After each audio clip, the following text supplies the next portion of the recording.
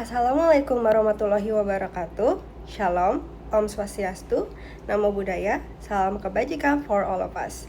My name is Naila Faiha Riefaya, and my name is 1100124190490490. And today, I would like to present an analysis of the relationship between public service and information transparency based on a case study from South Sumatra Province. Public information disclosure has become one of the most important principles in modern governance because it directly affects how government interact with society. In today's digital era, people expect faster, clearer, and easier access to information. This expectation creates procedure for government to adapt.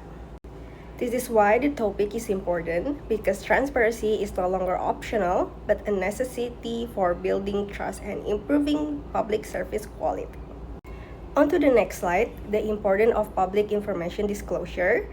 Public information disclosure is not only a legal obligation, but also a democratic necessity. It helps maintain balance between the government and citizen.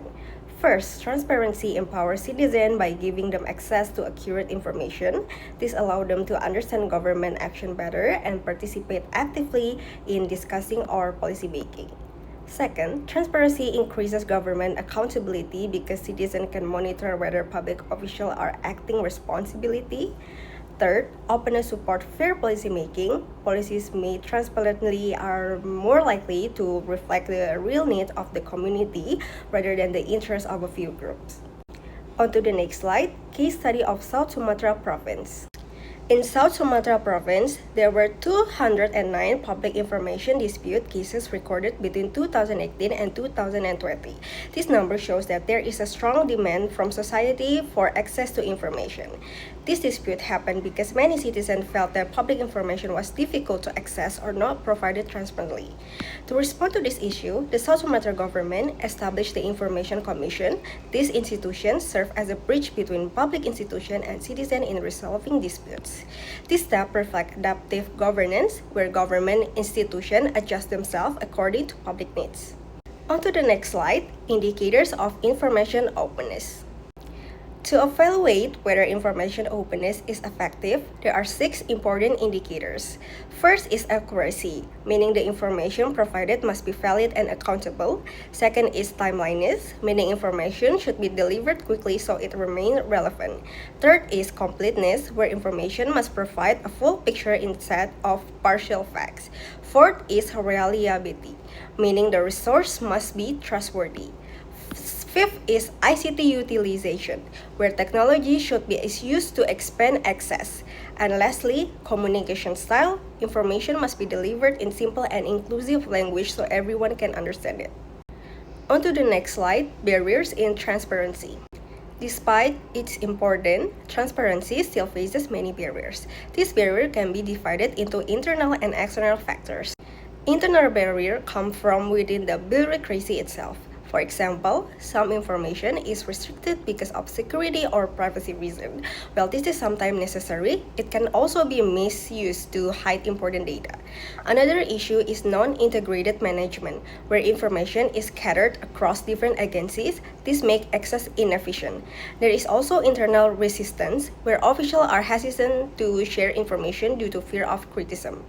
Externally, many citizens still face limited access to technology, especially in remote areas. Low digital literacy also make it difficult for people to understand and use available information. On to the next slide, impact of this barrier. This barrier creates serious impact on public service. When information flow is slow and fragmented, public service become inefficient and bureaucratic process take longer. Policies may also fail because they are based on incomplete or outdated information. This makes them less responsive to actual public needs. Another impact is inequality of information or access, where only certain groups can benefit from available information while marginalized communities are left behind.